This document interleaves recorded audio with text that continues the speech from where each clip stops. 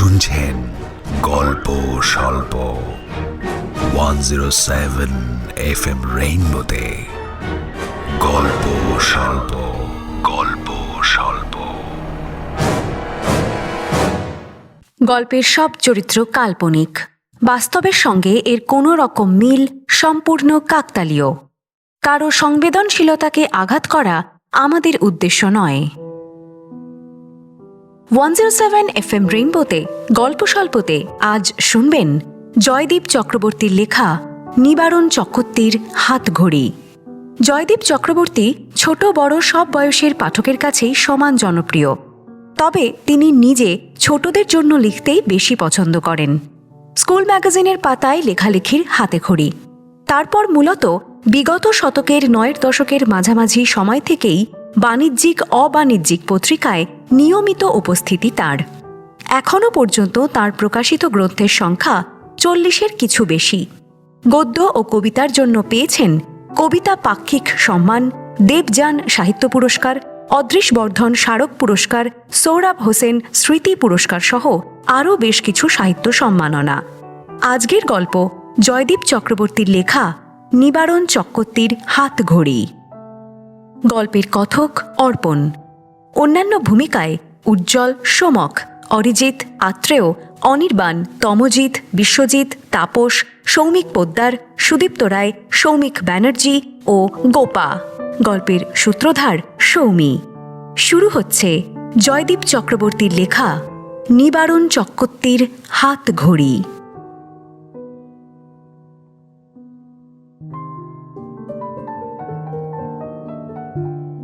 নিবারণ চক্রবর্তী যখন নবতারা হাই স্কুলে মাস্টারি করতে এসেছিলেন, তাকে দেখে কারোর মনেই একটু সন্দেহ তৈরি হয়নি। কেউ ভাবতেই পারেনি এমন একজন সাধারণ নিপাট গোবেচারা ছেলের মধ্যে অমন সাংঘাতিক একটা মানুষ ঘাপটি মেরে বসে থাকতে পারে লোকচক্ষুর আড়ালে। নিবারণের দোহারা চেহারা, চোখে সরু ফ্রেমের চশমা, পরনে মিলের ধুতি আর বাংলা শার্ট। তাকে দেখে হেডমাস্টার শশীবাবু বরং খুশি হয়েছিলেন। তার দিকে বাড়িয়ে দেওয়া ফাইল খুলে ফাইলের মধ্যে রাখা কাগজগুলোর ওপর দিয়ে খুঁটিয়ে একবার চোখ বুলিয়ে নিয়ে পাঞ্জাবির পকেট থেকে ছোট্ট মতন একখানা কৌটো বের করে এক টিপ নস্যে নিলেন তিনি। তারপর কাগজ সমেত ফাইলটা বাড়িয়ে দিলেন স্কুল সেক্রেটারি বিমল মান্নার দিকে। বিমল মান্নাও গম্ভীর মুখে চশমাটা নাকের আরও একটু নিচে নামিয়ে এনে কাগজগুলোর দিকে তাকিয়ে রইলেন কিছুক্ষণ। বেশ ভালোই তো, কি বলেন শশীবাবু? এই ভালোটাই তো আমাকে ভাবাচ্ছে দাদা। কেন বলুন দেখি? বুঝলেন না? আরে পিওর সায়েন্সে এত ভালো রেজাল্ট, বয়সও কম, এই ছেলে এই গণ্ডগ্রামে কেন পড়ে থাকবে বলুন তো? কথাটা ঠিক। আরও একটা কথা, কি? মাস্টারিতে পয়সা মাইনে বা পাবে, এখন না হয় একা। চিরদিন কি আর ছেলেটা একা থাকবে? সংসার টংসার তো করবে একদিন। আমরা এক জীবনে অভ্যস্ত হয়ে গেছি বিমলবাবু, অভাব আমাদের কষ্ট দেয় না আর। তাছাড়া স্কুলের ভালো মন্দে এমনভাবে জড়িয়ে গেলুম দিনকে দিন, আর ছেড়ে যাবার কথা ভাবার ফুরসত হলো না। কিন্তু এই ছেলে এত ভালো কেরিয়ার নিয়ে এখানে পড়ে থাকবে কেন? নিশ্চিত দেখুন কদিন পরেই নিবারণ এই স্কুল থেকে অন্য কোথাও ভালো চাকরি জোগাড় করে নিয়ে চলে যাবে। স্যার, যদি অনুমতি দেন আমি কয়েকটা কথা বলতে পারি। বলো, কি বলতে চাইছো? তুমি বাপু আমার চেয়ে অনেকই ছোট, বলতে গেলে বয়সে তুমি আমার সন্তানেরই মতন। তোমায় আপনি আজ্ঞা করতে পারবো না বাপু, সে তার জন্য তুমি যাই মনে করো আমায়। না না স্যার, আপনি নিশ্চিন্তে আমাকে তুমি বলতে পারেন। চাইলে আপনি আমাকে তুইও বলতে পারেন, কোনো আপত্তি নেই আমার। বেশ বেশ বেশ। হ্যাঁ, কি যেন একটা বলবে বলছিলে তুমি? স্যার, বিশ্বাস করবেন কিনা জানি না, নবগ্রাম এখনও গণ্ডগ্রাম আছে বলেই কিন্তু আমি এখানে চাকরিটা করতে আগ্রহী হয়েছি। অনেকদিন থেকেই কাগজপত্রে চোখ রাখছিলাম, তো এই স্কুলের বিজ্ঞাপনটা দেখে মনে হলো যে এই চাকরিটা করাই যায়। কেন বলো দেখি? আগে আমার খুব শখ নিজস্ব একটা ল্যাবরেটরি বানানোর, তারপর সেই ল্যাবরেটরিতে নিজের মতন কিছু কাজকর্ম আর পরীক্ষা নিরীক্ষা করা। শহরে থাকলে এসব কাজে বিস্তর অসুবিধা। আরে অসুবিধে কেন, বরং শহরে তো এসব কাজে সুবিধেই হবার কথা। সেখানে সুযোগ সুবিধে তো অনেক বেশি বলেই জানি। আপনার কথা অস্বীকার করব না যে শহরে মাল মেটেরিয়াল কাজকর্মের সুবিধায়, এই কথাটা সত্যি, কিন্তু পাশাপাশি না আরও এমন কিছু সত্যিই সেখানে ঘাপটি মেরে আছে যে আমার ওখানে কাজ করতেই ভয় লাগে। কিরকম?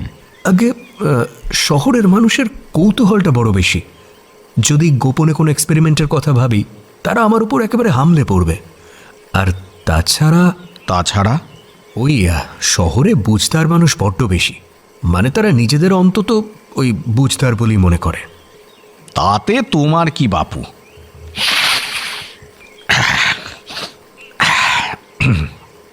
কে কি বলল?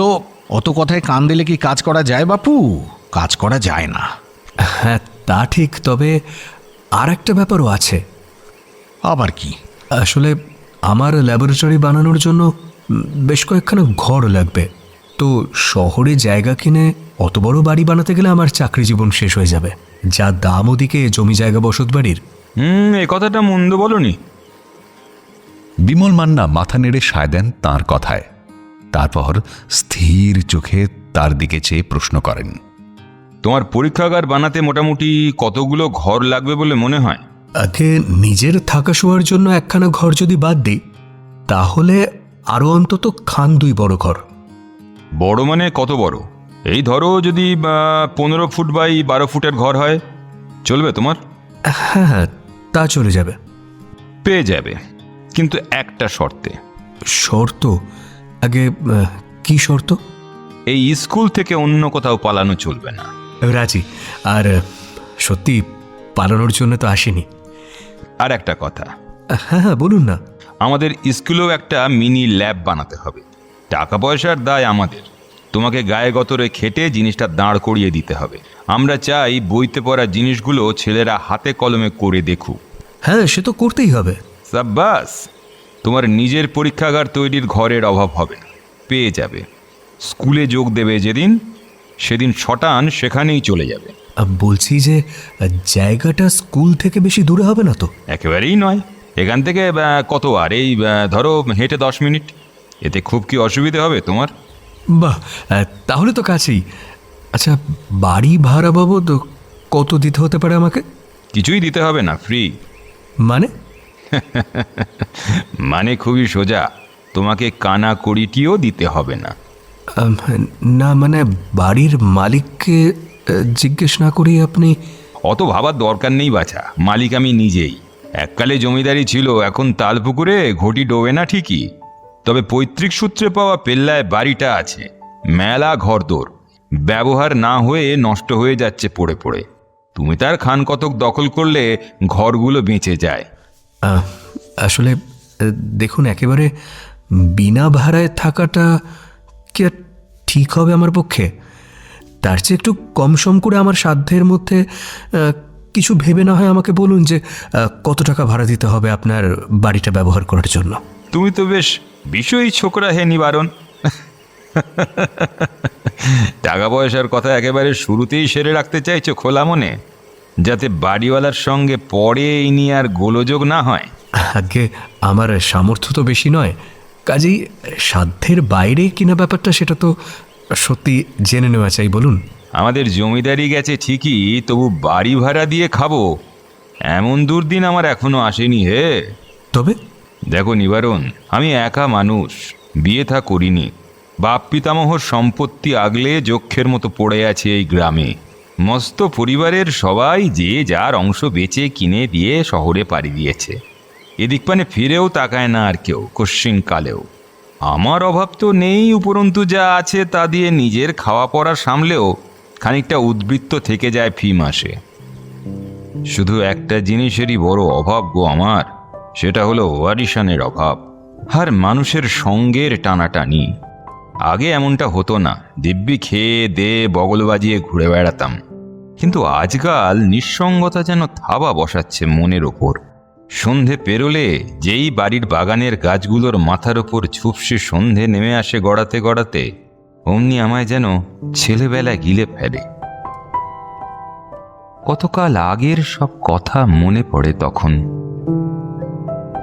বলেই কি একটা কথা মনে পড়ে যাওয়ায় একটু চুপ করে বসে থাকেন বিমল মান্না। তারপর নিবারণের মুখের দিকে খানিকক্ষণ স্থির দৃষ্টিতে তাকিয়ে থাকার পর একটা অদ্ভুত প্রশ্ন জিজ্ঞেস করেন তিনি। আচ্ছা নিবারণ, তুমি ভূত প্রেতে বিশ্বাস করো? কেন বলুন দেখি? আহা, বলোই না। না না, করি না। একেবারেই বিশ্বাস করো না? নাকি আছে জানো কিন্তু ভয় টয় পাও না?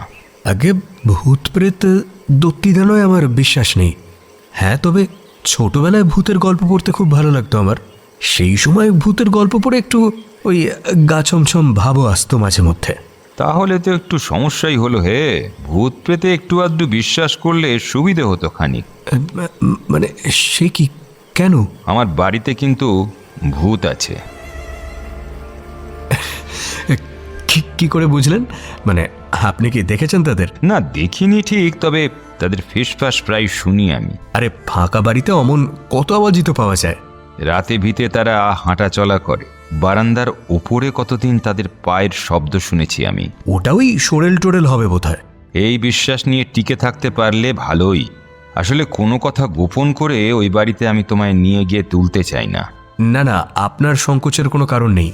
আর সত্যি সত্যি ভূত বলে কিছু যদি ও বাড়িতে থাকেও, তাহলেও আমার ওখানে থাকতে কোনো অসুবিধা নেই। তোমার আমার বাড়িতে থাকতে তাহলে সত্যি সত্যি আপত্তি নেই তো? আগে না না, আমি আপনার কাছে কৃতজ্ঞ থাকব। আপনি আমার পাশে না দাঁড়ালে আমি আদৌ কখনো আমার ল্যাবরেটরিটা বানাতেই পারতাম না হয়তো। তাহলে এই কথাই পাকা। স্কুলে জয়েন করার চিঠি পেয়ে শটান ব্যাগ বাক্স নিয়ে আমার বাড়িতেই উঠছো তুমি। আজ আমার সঙ্গে চলো, আমার বাড়িটা ঘুরে দেখে নেবে একবার। কোন কোন ঘর পেলে সুবিধে হবে তোমার দেখে শুনে বলে দাও। রঘুকে দিয়ে ঝাড়পোঁছা করিয়ে রাখবো। তারপর তুমি এলে দুজনে মিলে একসাথেই না হয় তোমার ল্যাবরেটরি খাড়া করে ফেলবো 2-1 মাসের মধ্যে। ঠিক আছে স্যার, তাই হবে। আমি আজ তাহলে আসি, আবার দেখা হচ্ছে তাহলে। আর হ্যাঁ শোনো। হ্যাঁ বলুন স্যার। আমাকে স্যার বলে ডেকো না। আমি যদিও এই স্কুলের ম্যানেজিং কমিটির সেক্রেটারি, তবু তোমার মুখে ওই ডাকটা শুনতে একটু ইচ্ছে করছে না আমার। ও ডাকটা বড্ড ফরমাল বাপু। অমন ফরমাল সম্পর্ক হলে এক বাড়িতে থাকা বেজায় কঠিন। তুমি বরং আমাকে জেঠু বলেই ডেকো। হ্যাঁ জি আজ্ঞে স্যার। আবার? না না, ঠিক আছে জেঠু, আর ভুল হবে না। গুড। এসো এবার। সোজা বাড়ি তো, নাকি আর কোথাও যাওয়ার আছে? না না, একেবারে সোজা বাড়ি। দরজার দিকে পা বাড়ায় নিবারণ। বুকের কাছটা আজ বেশ ফাঁকা লাগছে। একটা জম্পেশ ভারী বোঝা যেন এইমাত্র নেমে গেল বুকের ওপর থেকে। চাকরিটা পাওয়া সত্যিই খুব দরকার ছিল নিবারণের। পায়ের তলার মাটিটুকু না পেয়ে নিজের স্বপ্ন পূরণ করা খুবই কঠিন। মাঝে মাঝে মনে হচ্ছিল দীর্ঘদিন ধরে বুকের মধ্যে লুকিয়ে রাখা ইচ্ছেগুলো বোধহয় সত্যি করে তোলার কোনো সুযোগই পাবে না সে আর। আজ এত দিন পরে মনে মনে বড় নিশ্চিন্ত বোধ করল নিবারণ।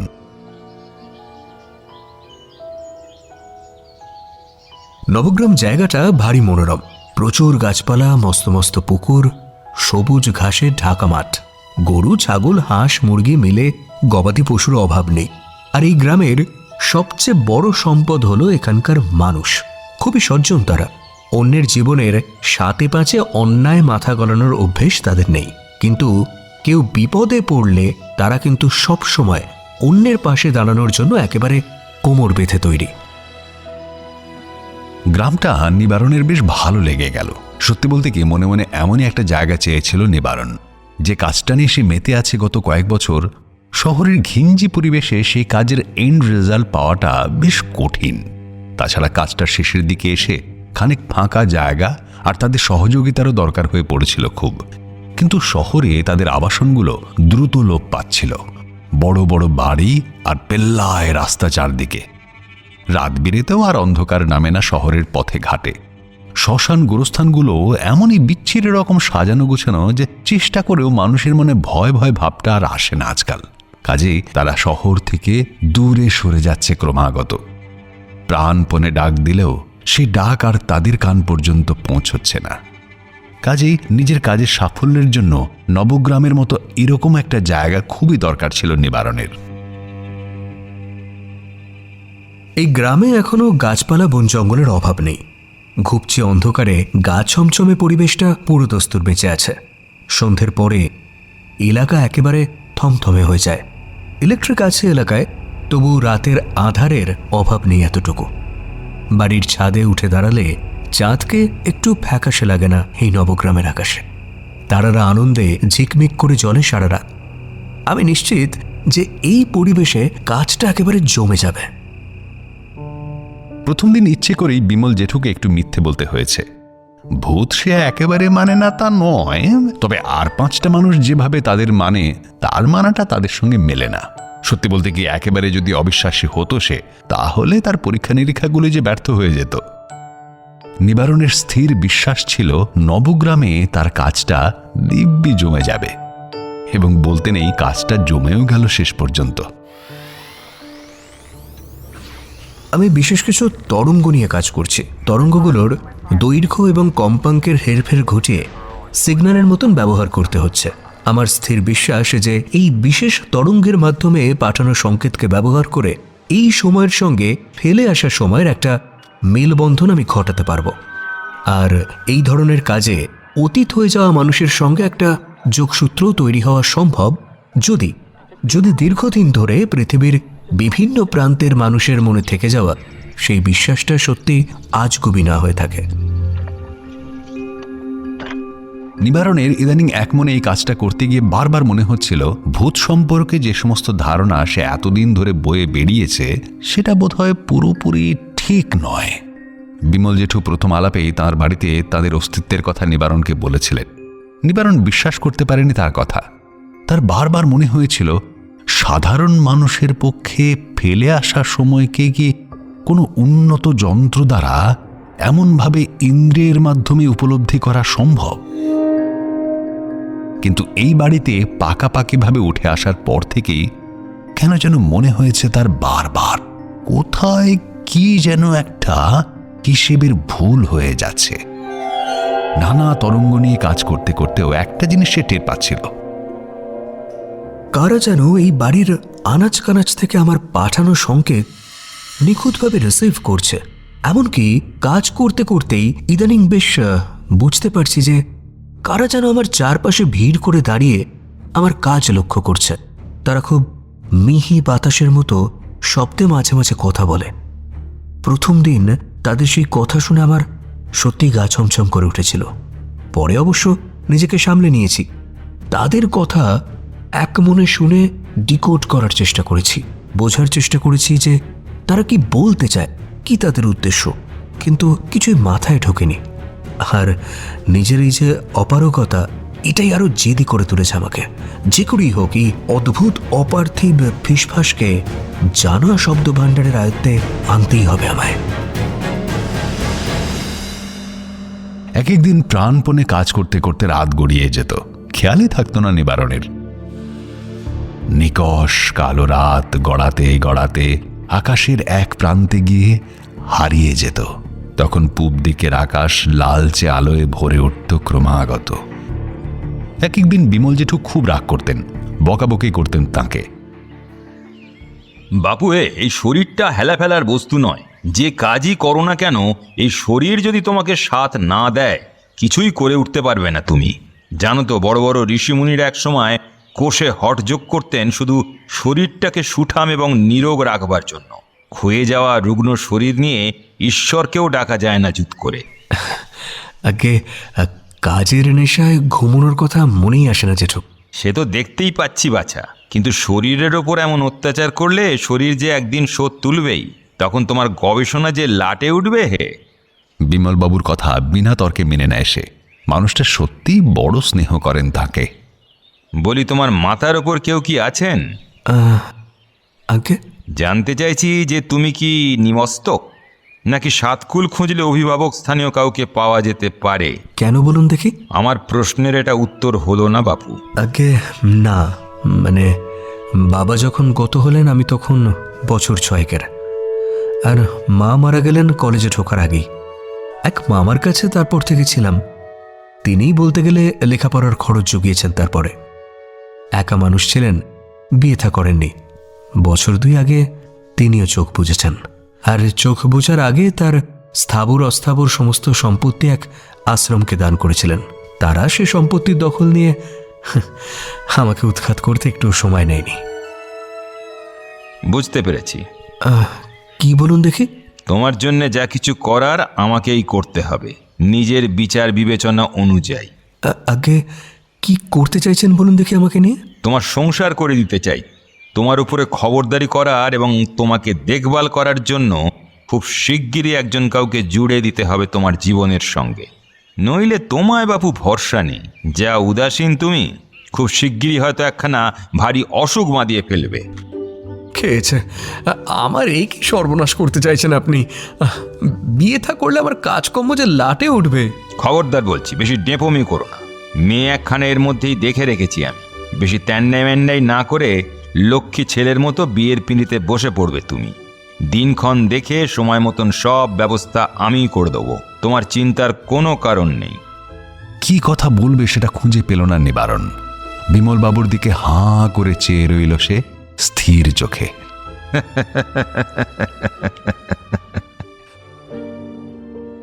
সকাল থেকে শরীরটা ঠিক জুতের লাগছিল না পরমেশের। নাক দিয়ে কাঁচা জল ঝরছে অনবরত, মাথাটাও অসম্ভব ভার হয়ে আছে, হাতে পায়ে বেশ ব্যথা। নির্ঘাত জ্বর এসে যাবে 2-1 ঘন্টার মধ্যে। অসুখ বিসুখের কথা মনে এলেই মনটা কেমন যেন আনচান করে ওঠে পরমেশের।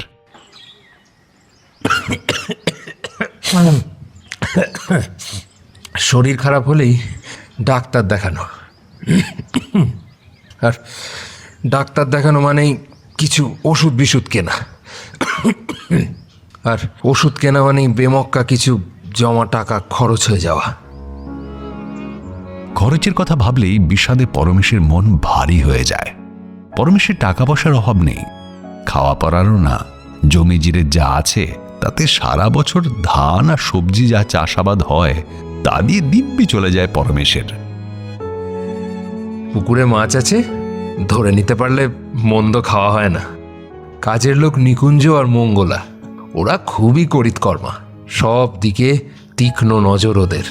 মঙ্গলার রান্নার হাতটিও বেশ খাসা। এই একটাই অসুবিধে, এরা আমার ওপরে রীতিমতন খবরদারি করে মাঝে মাঝে। বাবার আমলের লোক দুজনেই। বলতে গেলে পরমেশের অভিভাবকেরই মতন তারা। বাপমা মারা যাবার পরে সত্যি বলতে কি একেবারে হাতের তালুর মধ্যে করে রেখেছে তারা পরমেশকে। কাজে এদের খবরদারি মুখ বুঝে মেনেই নিতে হয় পরমেশকে।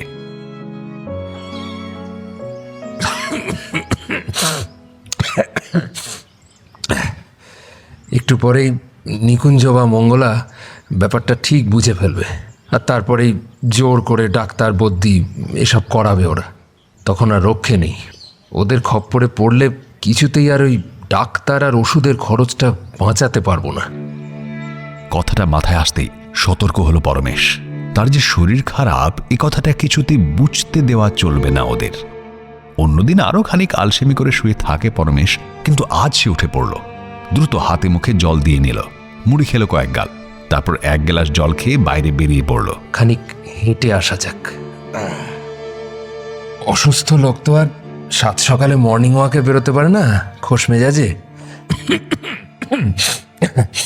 নিকুঞ্জ আর মঙ্গলাকে দিব্যি বোকা বানিয়ে দেওয়া যাবে আজ। সর্দি কাশি কি একটা অসুখ নাকি? বাবা, তার বাবা মস্ত বৈজ্ঞানিক ছিলেন। কাজে ডুবে থাকলে দিনের পর দিন নাওয়া খাওয়া ভুলে থাকতেন তিনি। আর তাঁর ছেলে হয়ে কিনা সামান্য সর্দি জ্বরে কাবু হয়ে ডাক্তারের ওষুধের কাছে বশ মানবে? বাড়ি থেকে বেরিয়ে মস্ত খিরিশ গাছটার পাশ দিয়ে যে রাস্তাটা গ্রামের বাইরে চাষের জমির দিকে সোজা এগিয়ে গেছে, সেই দিকে হাঁটতে থাকে পরমেশ। আগে তেমন চল ছিল না, কিন্তু ইদানিং অনেকেই রাত থাকতে হাঁটতে বেরোয়, সঙ্গে হালকা জগিং আর প্রাণায়াম। রাস্তার ধারে দাঁড়িয়ে বা কাগজ পেতে বসে কয়েকজন এমন ফোঁস করে শ্বাস ছাড়ে যে চট করে শুনলে ভয় লেগে যায়। পরমেশ একদিন চেষ্টা করে দেখেছিল, কিন্তু চেষ্টা করার পরের 2 দিন পেটে আর কোমরে বেজায় ব্যথা ছিল তার। পাশ ফিরতে পর্যন্ত কষ্ট হচ্ছিল। তারপরে আর শ্বাস নিয়ন্ত্রণের পথ মারায়নি সে। নিজেকে বুঝিয়েছিল এই পৃথিবীতে সব কাজ সকলের জন্য নয়। আজও বাইরে বেরিয়েই কয়েকজনের সঙ্গে দেখা হয়ে গেল। পরমেশের সঙ্গে সকলেই যে খুব উৎসাহের সঙ্গে কথা বলে তা নয়। এলাকায় তার খ্যাপালোক বলে পরিচিতি আছে, কৃপণ হিসেবেও যথেষ্ট নাম ডাক্তার। পাড়ার দুর্গাপুজোয় কোনো বছরেই 10 টাকার বেশি চাঁদা দেয় না পরমেশ। ভিগিরি টিগিরি এলে সে মোটেই পাত্তা দেয় না। এই বিষয়ে তার অবশ্য একটা নিজস্ব ব্যাখ্যা আছে।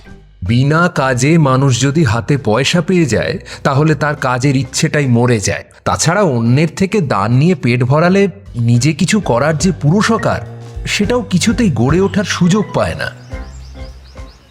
আরে এই সমস্তই খরচ না করার জন্য পরমেশের তৈরি করা একটা বাহানা। কেননা এই যে দুটো যুক্তি পরমেশ দেখায় তা তার নিজের ক্ষেত্রেই সব থেকে বেশি করে অবহেলা পায়। তা নয় তো কি, কাজ করার মানসিকতা পরমেশেরও নেই। বলতে গেলে সে নিজে কিছুই করে না, চাকরি বাকরি করার প্রশ্নই নেই, দায়িত্ব নিয়ে কাজ করা তার ধাতে নেই। ওই বাবার রেখে যাওয়া সম্পত্তি যা আছে তা দিয়ে দিব্যি চলে যায় তার। হ্যাঁ, সেখানেও তাকে নিজে গায়ে গতরে কিছুই করতে হয় না, কাজের লোক নিকুঞ্জই সব দেখাশুনো করে পরিপাটি করে রাখে। ওর বাবাটা এলাকার হাই স্কুলে চাকরি করত, ওই একটু পাগলাটে মানুষ ছিল বটে, নিজস্ব গবেষণাগারে পড়ে থাকতো দিনরাত। কি যে আবিষ্কার করতে চেয়েছিল কে জানে, কিন্তু পাড়ার সব বলে মাঝরাতে ওর গবেষণাগার থেকে নাকি অদ্ভুত সব আওয়াজ পাওয়া যেত, নানা রকমের নানান রঙের আলোর বিচ্ছুরণ নাকি দেখা যেত ওর সেই অদ্ভুত ল্যাবরেটরির জানলার ফাঁক দিয়ে। আমার মনে হয় ওনা ভূত প্রেত নিয়ে কাজ করতো, জানিস। ভূতেদের সঙ্গে শলা করে দুই জগতের মধ্যে একটা সিঁড়ি বানানোর মতলবে ছিল নাকি ভদ্রলোক। নিজে একাধিকবার মৃত্যুর জগৎ থেকে বেরিয়ে এসেছে নাকি নিবারণ চক্রবর্তী। পুরনো মৃত লোকেদের সঙ্গে গ্রামের উন্নতি নিয়েও নাকি কথা বলেছে। এককালে এই গ্রামের খুব বর্ধিষ্ণু পরিবার ছিল বিমল মান্নারা। তার ঠাকুরদার নিজস্ব লেঢেল বাহিনী একসময় লুটপাট করে প্রচুর ধনসম্পদ জড়ো করেছিলেন জমিদারি তোষাখানায়। পরে জমিদার প্রাণবল্লভ মান্না সোনার ঘড়ায় ভরে সেই সম্পদের বড় একটা অংশ নাকি কোথায় একটা গোপন জায়গায় গচ্ছিত রেখেছিলেন জমিদার বাড়ির চৌহদ্দির মধ্যে। সে সম্পদ তার ইচ্ছে অনুযায়ী গ্রামের ভীষণ কোনো দুর্দিনে কাজে লাগানোর কথা ছিল, কিন্তু তেমন দুর্দিন এ গায়ে এখনো আসেনি। সে সম্পদেরও হদিশ পাওয়া যায়নি আজ পর্যন্ত। পরমেশের মনে ভারী স্বাদ সেই সম্পদ খুঁজে বের করার। মনে মনে নিজস্ব একখানা জাঁদরেল কোষাগারের স্বপ্ন দেখে পরমেশ। অন্তত গ্রামের পরিচিত মানুষজনকে এই স্বপ্নের কথাই বারবার বলে সে। মান্নাদের এই পুরনো বাড়িতে একটা সত্যিকারের কোষাগার বানাবো আমি একদিন। সেখানে মস্ত মস্ত কলসিতে টাকা পয়সা সোনা দানা এসব রাখা থাকবে। মাঝে মাঝে রাতের বেলা মোমবাতির আবছা আলোয় নিজে হাতে সেই টাকা গুনে গেঁথে নেড়ে চেড়ে দেখবো বারবার। সম্পদ নিয়ে খেলবো, সম্পদের মাঝে ঘুমিয়ে পড়বো। নিকুঞ্জকে কখনো এমন ইচ্ছের কথা জানায়নি পরমেশ, কিন্তু গ্রামের কিছু লোকজনের মুখে এই কথা শুনে আশ্চর্য হয়ে নিকুঞ্জ পরমেশকে জিজ্ঞেস করেছিল একবার, আচ্ছা ছোট বাবু, তুমি টাকা ভোগ না করে তা নিয়ে খেলতে চাও নাকি? হ্যাঁ। তোমার ভোগ করতে ইচ্ছে করে না? না। আচ্ছা, ভালো মন্দ খেতে প্রাণ চায় না তোমার? ভালো জামা কাপড় পরতে? না। দেশে বিদেশে বেড়াতে যেতেও প্রাণ চায় না তোমার? এই একটা জায়গাতেই আমার মনটা টলটলে হয়ে আছে, জানো তো। উদাস চোখে বাইরের আকাশের দিকে চেয়ে বলে পরমেশ, অবশ্য দেশ বিদেশ ঘুরতে সত্যিই মাঝে মাঝে আমার মন চায়। তবে যাও না কেন? বেড়াতে গেলে বড় খরচে। খরচ করবে, খরচ করার ক্ষমতা তো তোমার আছে। আমার আর কিসের ক্ষমতা? তোমার কি ধন দৌলতের অভাব নাকি? তা অভাবখানিক আছে বই কি। কিসের অভাব তোমার বলো তো ছোট বাবু? কি যে বলো নিকুঞ্জ, আমার বলতে এই পৃথিবীতে তো কিছুই নেই।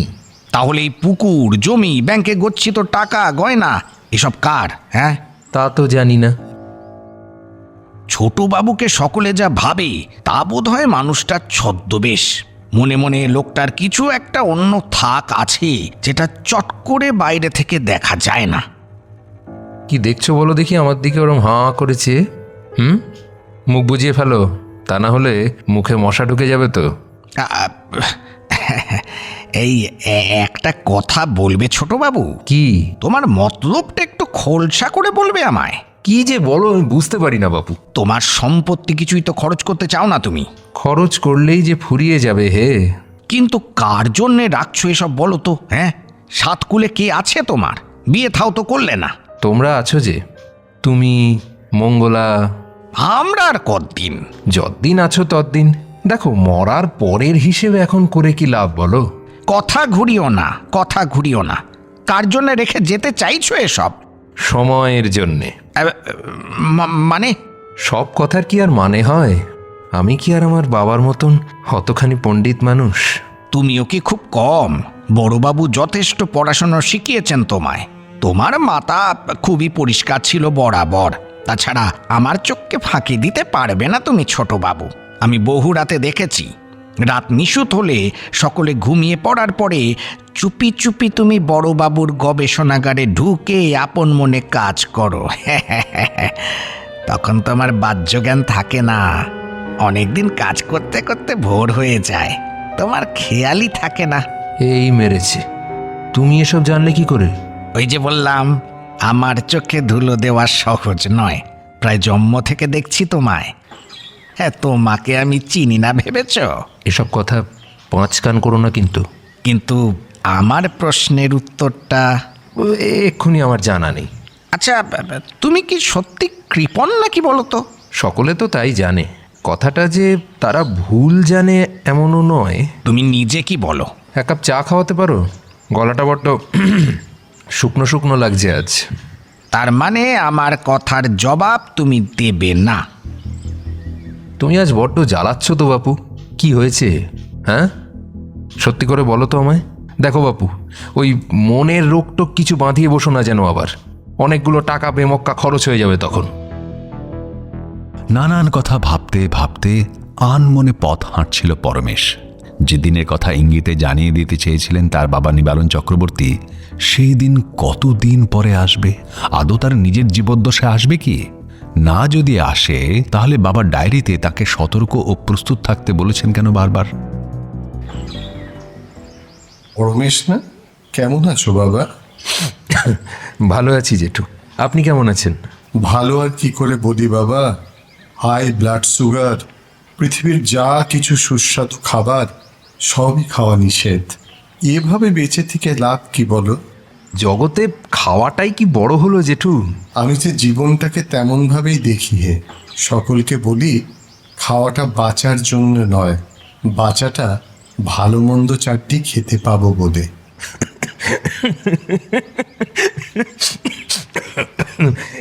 হাস্য ভাইয়া? কি করি বলুন দেখি। হ্যাঁ, যেভাবে বললেন কথাটা। আমি যে অমন করেই ভাবি। তোমার কি খবর? এই চলছে। ঠান্ডা লাগিয়েছ মনে হচ্ছে। হ্যাঁ। ওষুধ খেয়েছো নাকি কিছু? না, এখনো পর্যন্ত না। বেশ করেছ। কথায় কথায় ওষুধ খাওয়ার অভ্যেস একদম ভালো নয়। বাবাও তাই বলতেন। মস্ত মানুষ ছিলেন, স্কুলকে প্রাণের চেয়েও বেশি ভালোবাসতেন। স্কুলটাকে দাঁড় করানোর ক্ষেত্রে খুবই অবদান ছিল তার। শশীবাবু আর বিমলবাবুর সঙ্গে কাঁধে কাঁধ মিলিয়ে লড়ে গেছেন তিনি। শুনেছি শেষ দিকে রাতে নাকি ঘুমোতেন না, সারা রাত নিজের ল্যাবরেটরিতে কাজ করতেন, কিন্তু সকালে স্নান টান করে ঠিক স্কুলে চলে আসতেন। কামাই শব্দটাই তার অভিধানে ছিল না বোধহয়। কিন্তু ভালো মানুষদের ক্ষেত্রেই কেন বা এমন হয়? যাই বলো বাপু, ঈশ্বর কিন্তু মাঝে মাঝে বড্ড অবিবেচকের মতন কাজ করে ফেলেন। তা না হলে ওনার মতো অমন একজন মানুষ কথা নেই বার্তা নেই এমন করে উধাও হয়ে যান। এত খোঁজ তল্লাশ, থানা পুলিশ, কিছুতেই তো সন্ধান পাওয়া গেল না। এই রহস্য নিয়ে কত যে ভেবেছি। প্রথম প্রথম তো অসহায় লাগতো। মা শুধু কেঁদে কেঁদেই মারা গেল। বিমল দাদুও খুব শখ পেয়েছিলেন বৃদ্ধ বয়সে। তবে আজকাল কেন জানি না মনে হয় বাবা যেন আছেন, আমি তার উপস্থিতিটা টের পাই। কথাটা শুনতে ভালোই লাগছে পরমেশ। সত্যি বলতে কি, আমরা সকলেই তো তাকে ভালোবাসতাম। কাজেই তিনি আছেন এ কথা আমাদের বুকে বল ভরসা যোগায়, তাতে সন্দেহ নেই। তবু বলবো, অত বড় বাড়িতে বলতে গেলে একাই তো থাকছো তুমি। চাও বা না চাও, মনের উপর একটা চাপ তো পড়বেই বাপু। তাছাড়া বাবার কথা ভাবতে ভাবতে অনেক সময় হয়তো নানা রকম ভ্রমকে সত্যি বলে মনে হতে পারে তোমার। কাজেই এসব অশৈলী ব্যাপার স্যাপারে খুব বেশি গুরুত্ব দিও না বাছা। বরং পারলে এবার তুমি একটা বিয়ে থা করে ফেলো। কদিন আগেই সুদর্ণ ঘটক একটা ভালো মেয়ের কথা বলছিল, তুমি হ্যাঁ বললে তাকে বরং পাঠিয়ে দিই তোমার বাড়ির দিকে। না না না না না, খবরদার নয়। বিয়ে করার একেবারে সময় নেই আমার, সামনে অনেক কাজ পড়ে রয়েছে। আগে সেই কাজগুলো ঠিক মতন উদ্ধার করি জ্যাঠাবাবু। কাজ? তোমার আবার কাজ কি হে? আছে আছে, একটু আধটু নয়, মেলা কাজ। না হয় মেনেই নিলাম, কিন্তু কাজটা কি? সেইটাই তো বুঝতে পারছি না এখনো। শুধু জানি যে কাজ একটা আছে, আর সে কাজে অনেক খরচা খরচ করতে হবে আমায়। বলে শটান হাঁটা লাগায় পরমেশ। রতন সাঁপুই হাঁ করে তাকিয়ে থাকেন খানিক সেদিকে, তারপর হতাশভাবে মাথা নাড়াতে থাকেন আপন মনে।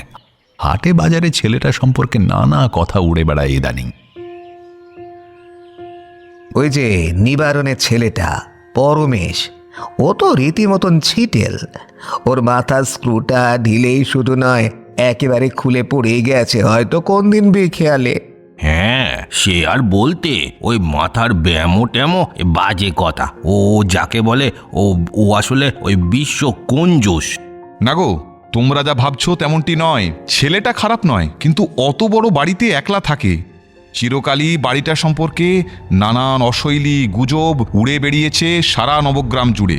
তাছাড়া পরপর ওই বাড়ির কতগুলো মানুষ জীবন থেকে মৃত্যু রাজত্বে চলে গেল। নিবারণ মাস্টার নিখোঁজ, বেঁচে আছেন কিনা কেউ জানে না। এসব কি এমনি এমনি হয়? অপদেবতার কোপ দৃষ্টি লেগেছে ওই বাড়ির উপরে। ওকেও নিশ্চিত অপদেবতা ভর করে রেখেছে এখন। পরমেশ এখন আর নিজের ইচ্ছে চলে না, তাঁরা যেমন চালান তেমনই চলে। এসব কথায় কোনোদিনই তেমন আমল দেয়নি রতন, কিন্তু আজ মনে হলো কথাগুলো পুরোপুরি উড়িয়ে দেওয়া বোধ হয় ঠিক হবে না একেবারে। টেবিলের উপর ঝুঁকে এক মনে কাজ করে যাচ্ছিলেন নিবারণ।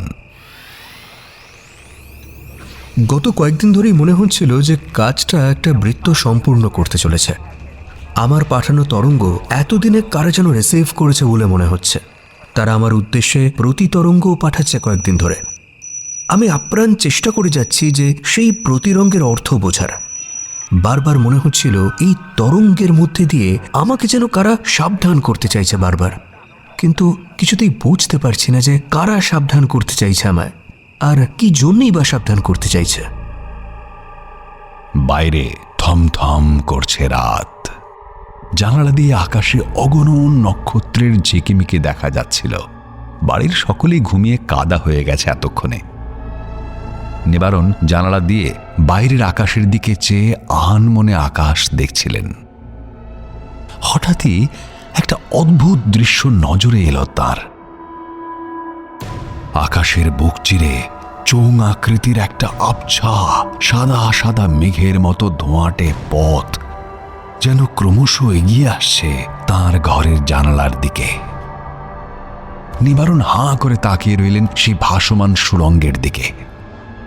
তার ল্যাবরেটরির মধ্যে বিভিন্ন দৈর্ঘ্যের তরঙ্গের মধ্যে অদ্ভুত একটা চাঞ্চল্য তৈরি হলো কিছুক্ষণের মধ্যেই। নানা রঙের অসংখ্য অজানা সংকেত ফুটে উঠতে লাগলো তার ঘরের দেওয়ালে টাঙানো বিশেষ পর্দার ওপরে। কেন কে জানে নিবারণের বারবার মনে হতে লাগলো কারা যেন নীরবে ডাকছে তাকে, ডেকেই চলেছে একটানা। গা শিরশির করে উঠল নিবারণের। পরক্ষণেই অবশ্য নিজেকে সামলে নিল সে বৈজ্ঞানিক, ভয় পাওয়া তার সাজে না। তাছাড়া সাধারণ মানুষ যাদের ভয় পায়, পারতপক্ষে মুখোমুখি হতে চায় না তাদের, নিবারণ তো তাদের সঙ্গেই চিরকালীন যোগাযোগের পথ আবিষ্কার করতে চায়। মনে মনে কতদিন স্বপ্ন দেখেছে সে, এমনভাবে জীবন ও মৃত্যুর জগৎ দুটোকে জুড়ে দেবে সে, যাতে করে চাইলেই বিজ্ঞানের জটিল কোনো সমস্যার সমাধানে অনায়াসে আইনস্টাইন বা নিউটনের সঙ্গে কথা বলা যায়। মন খারাপ হলে রবি ঠাকুরের পায়ের কাছে বসে আবদার করতে পারে। একটা মন ভালো করা কবিতা শোনাবেন আমায় গুরুদেব? কি ডাকছেন আমায় এমন করে? আপনারা কেউ কি সত্যি এসেছেন আমার কাছে? এসেছি। খুব চাপা অথচ স্পষ্ট কণ্ঠস্বর ঝমঝম করে বেজে ওঠে তার কানের মধ্যে। নিবারণ চমকে ওঠে। কে আপনারা? আমরা আমাদের পরিচয় দেওয়া যে ভারী কঠিন নিবারণ। আসলে পরিচয় তো হয় শরীরের। ভেবে দেখো, আলাদা আলাদা শরীরকে চিহ্নিত করার জন্যে আলাদা আলাদা নামের প্রয়োজন। কিন্তু এই স্থূল শরীরটাই যদি না থাকে, নাম দিয়ে তুমি কাকে চিহ্নিত করবে? হ্যাঁ, কথাটা ঠিকই, তবু কিছু একটা বলেছে ডাকা দরকার আপনাকে বা আপনাদের, নইলে কথাবার্তা চালাবো কেমন করে?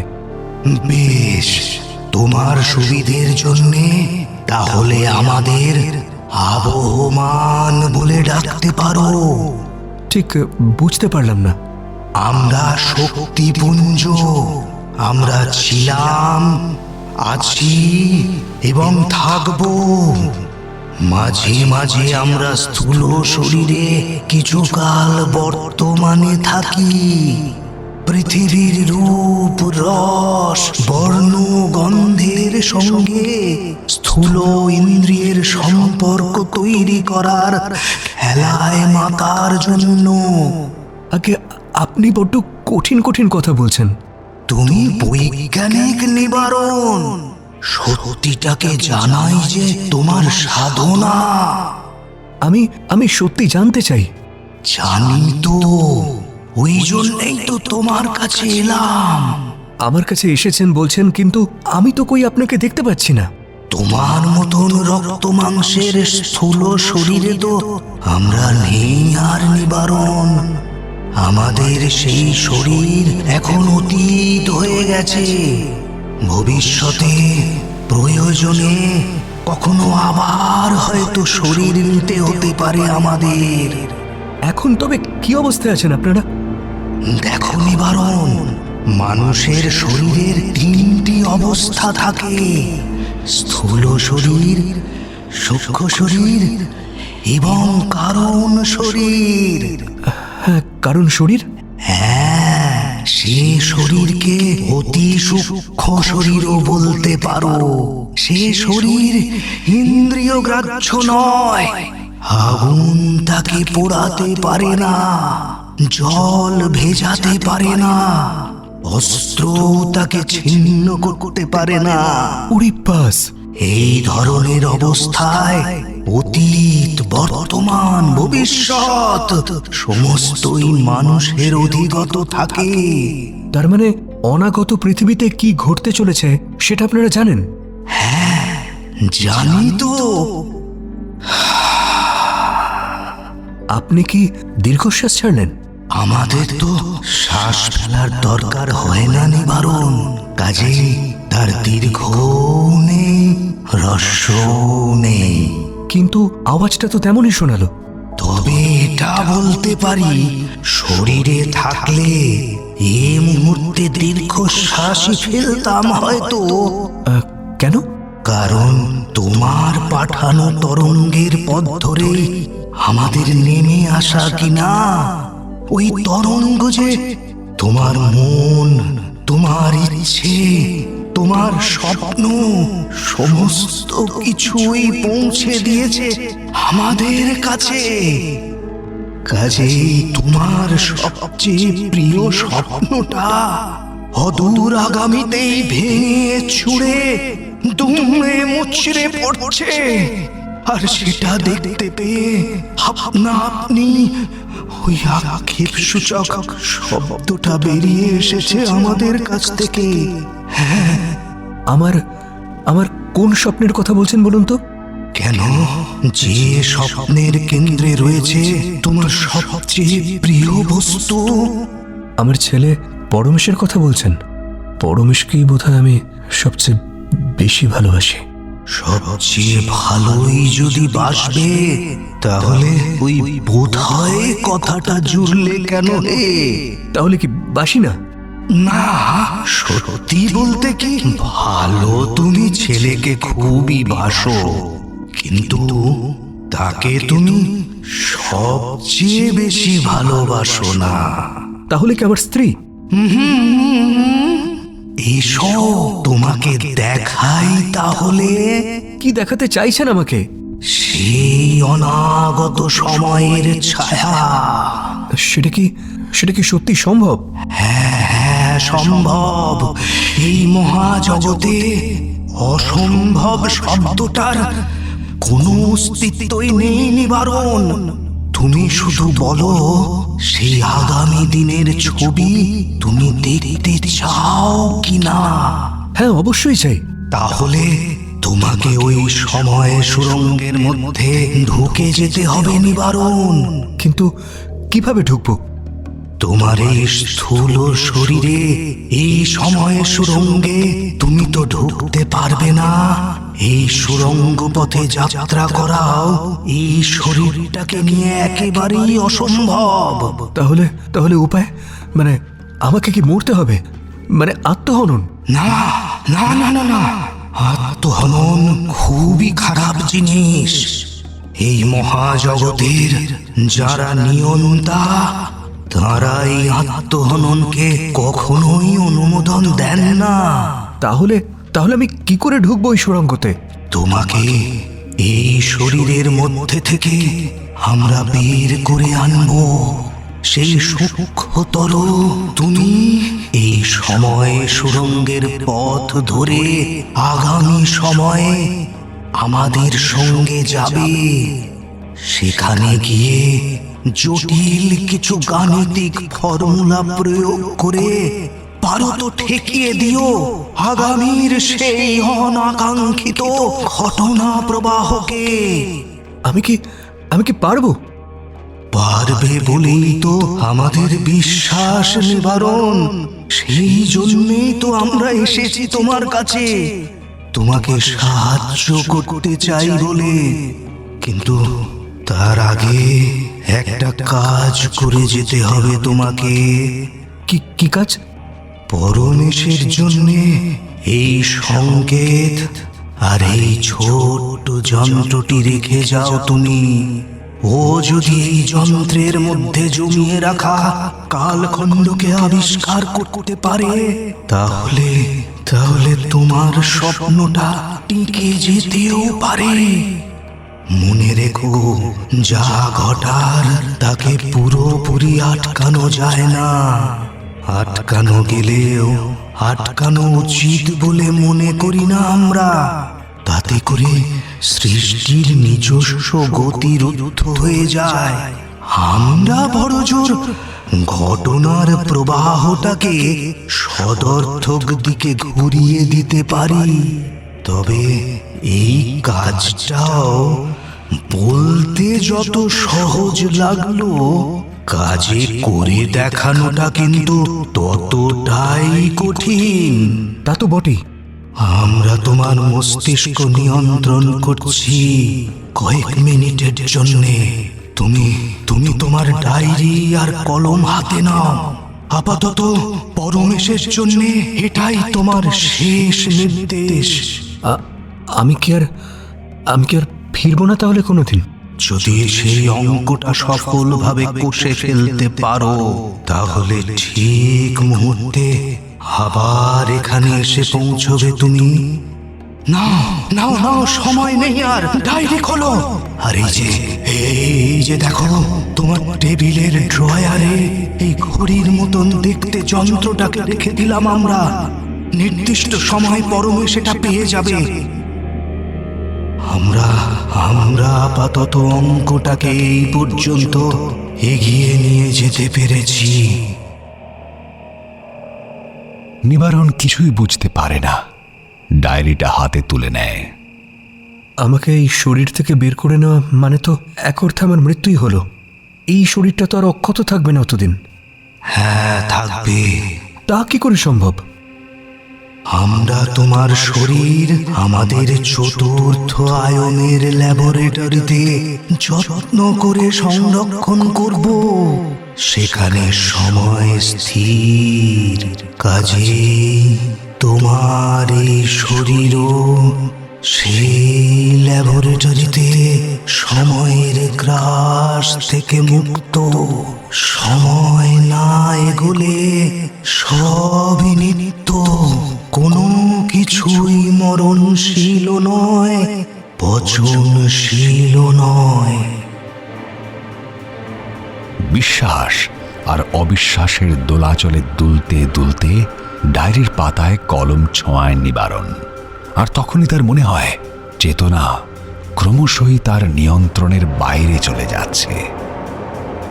কোনো এক অন্ধকার ঘূর্ণায়মান গহ্বরে যেন ক্রমশই হারিয়ে যাচ্ছে সে। ঘড়িটা বাঁ হাতের কবজিতে লাগিয়ে নিয়ে কবজি ভাঁজ করে সময় দেখতে গেল পরমেশ। কিন্তু ঘড়ির দিকে তাকিয়ে চোখ দাঁড়িয়ে গেল তার। চলে কাল সন্ধ্যেবেলাতে ঘড়িটা বন্ধ হয়ে গেছে, এবারে বন্ধ হলো মানে ঘড়িটা একেবারেই গেল। শাড়ি টাড়ি হাতে পরার আর কোনো উপায় রইল না কোনো। আগের বারই হারান মুৎসুদ্দি স্পষ্ট করে বলে দিয়েছিল সেটা। কাজে আর তার কাছে ঘড়িটাকে সারাতে দিয়ে লাভ নেই। আর এই গ্রামে হারান মুৎসুদ্দির ফিরিয়ে দেওয়া ঘড়ি সারিয়ে দেবে এমন দরের মিস্ত্রি আর একজনও নেই। এই ঘড়িটাও পরমেশের নয়, ঘড়িটা আসলে ছিল নিবারণের। নিবারণ চলে যাবার সময় ঘড়িটা তার শোবার ঘরের টেবিলের ওপরই রাখা ছিল। অমনই পড়ে থাকতো প্রথম প্রথম। দম দেওয়া ঘড়ি, মা দম দিয়ে রাখতেন রোজ আর বলতেন, কে জানে মানুষটা দুম করে যদি একদিন ফিরে আসেন। বাবা অবশ্য ফিরে আসেননি আর। জলজ্যান্ত মানুষটা বাতাসের মতন উবেই গেলেন বলতে গেলে।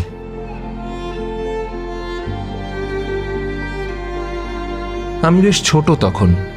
জ্ঞান হওয়া থেকে দেখছি বাবা আত্মভোলা আর উদাস। সংসারে খুব বেশি মন তার কোশমিনকালেও ছিল না, কিন্তু বাবা আমায় ভালোবাসতেন খুব। মায়ের সঙ্গেও বাবার সম্পর্কটা ছিল অদ্ভুত সুন্দর।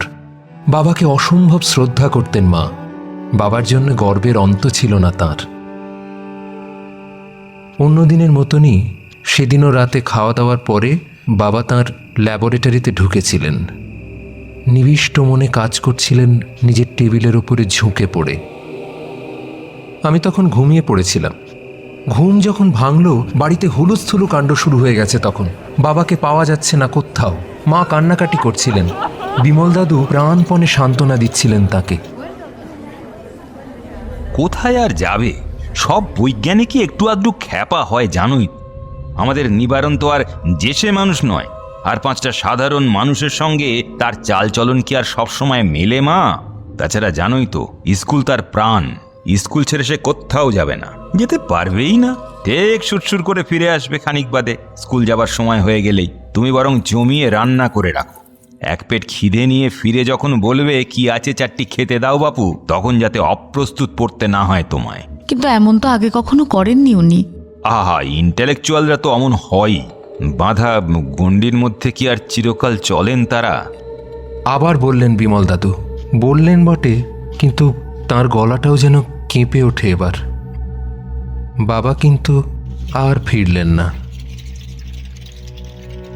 সেই যে উধাও হয়ে গেলেন নিজের ল্যাবরেটরি থেকে, আর ফিরে এলেন না সংসারে। আমি, মা, বাবার সাধের ল্যাবরেটরি সমস্ত কিছুই যেমনকার তেমনই পড়ে রইল। বহু খোঁজ তল্লাশি করেও কোনো চিহ্নই পাওয়া গেল না তার। বাবার শোকে প্রথমটা প্রায় বোবাই হয়ে গিয়েছিলেন মা। তারপর তিনিও চলে গেলেন কয়েক বছর পরে। মা মারা যাওয়ার পরে বিমল দাদুই বলতে গেলে বুকে করে আমাকে মানুষ করেছেন। বিমল দাদুর জন্য মাঝে মাঝেই মনটা বড্ড আনচান করে। মনে হয় দাদুর আরও কিছুদিন বাঁচাটা খুব জরুরি ছিল। শুধু তার জন্যে নয়, এই গ্রামের জন্যে, এমনকি তাদের গ্রামের স্কুলটার জন্যেও। মা মারা যাবার পরে ঘড়িটা বেশ কিছুদিন এমনিই পড়েছিল। চাবি টাবি দেওয়া হতো না, কিন্তু ঘড়িটা খারাপ হয়নি। দিব্যি চালু হয়ে গেল পরমেশ যেদিন চাবি দিয়ে হাতে গলালো ঘড়িটাকে। তারপর থেকে ঘড়িটা লাগাতার সময় জানিয়ে যাচ্ছিল অক্লান্তভাবে। মাঝে মাঝে এক আধবার সামান্য সমস্যা হয়েছে। হারান মুৎসুদ্দির হাতে সে সমস্যার চটজলদি সমাধানও হয়ে গেছে প্রত্যেকবার। আগেরবার যখন হারানদার দোকানে ঘড়িটা সারাতে দিয়েছিল পরমেশ, নিকুঞ্জ বলেছিল, ছোট বাবু, অনেক হয়েছে, এবারে একটা ঘড়ি কিনে ফেলো নিজের জন্য। ধুস, শুধু মধু চারটি পয়সা খরচা করে কি হবে? আরে একটু আধটু রোগবালাই কি আর এই মানুষের শরীরটাতেই হয় না? তা তখন কি এই রুগ্ন শরীরটাকে ফেলে দিয়ে অন্য শরীরের খোঁজ করি? কোন কথা আর কি উত্তর? আরে এ হলো যন্ত্র, মানুষের শরীরের সঙ্গে কি এর তুলনা চলে নাকি? আমাদের মানব শরীরটাও আসলে যন্ত্রই, একটু জটিল আর উন্নত যন্ত্র। এই যা, কি যে বলো তুমি ছোট বাবু, আমাদের ছোট মাথায় সব কথা ঢোকে না। তবে যাই বলো না কেন বাপু, এ কথা তোমায় স্বীকার করতেই হবে যে হাত দিয়ে তোমার পয়সা মোটে গলতে চায় না। পরমেশ প্রতিবাদ করেনি। আসলে সব কথা সকলকে বলা যায় না। তাছাড়া কথাটা এমনই ধোঁয়া ধোঁয়া যে অন্য কাউকে ঠিক মতো বুঝিয়ে বলা তার পক্ষেও ভীষণই ঝকমারির ব্যাপার। অত ঝুঁকি হুট বলেই নেওয়া যায় না। শুধু পরমেশ জানে বাবা ডায়েরিতে লিখে গেছেন, অপচয় মোটেই নয়, নিজের সর্বস্ব গচ্ছিত রাখো যত্ন করে। সময় আসছে, তোমাকে সব দিয়ে মোকাবিলা করতে হতে পারে সেই বিপরীত সময়ের সঙ্গে। এ ঘড়ি যদি আবার খারাপ হয় তাহলে তা সারানো সম্ভব নয়। এ ঘড়ির লাইট ফুরিয়েছে। জোড়াতালি দেবার জন্য প্রয়োজনীয় যন্ত্রাংশ বাজারে পাওয়ার সম্ভাবনাও এখন আর নেই। কাজেই আজ ঘড়িটা বন্ধ দেখে মনটা বিষণ্ণ হয়ে গেল পরমেশের। এই ঘড়িটা হাতে নিলেই যেন বাবার স্পর্শ টের পাওয়া যেত। মনে হতো বাবা তাকে যেন ছেড়ে যাননি, দিব্যি ছুঁয়ে আছেন তাকে এখনো। এমন মনে হয় বাবার ল্যাবরেটরিতে ঢুকলেও। পরমেশ বড় হওয়ার পর থেকেই বিমল দাদু রাত্রিবেলা বাবার ল্যাবরেটরিতে ঢোকা তার জন্য নিষিদ্ধ ঘোষণা করে দিয়েছিলেন। প্রতিদিন সন্ধে বাতি জ্বলার সঙ্গে সঙ্গে নিজের হাতে ওই ঘরের তালা লাগিয়ে চাবি নিজের জিম্মায় রেখে দিতেন যত্ন করে। পরমেশ একবার জিজ্ঞেস করেছিলেন কেন তিনি রাতে তাকে ওই ঘরে ঢুকতে দিতে চান না।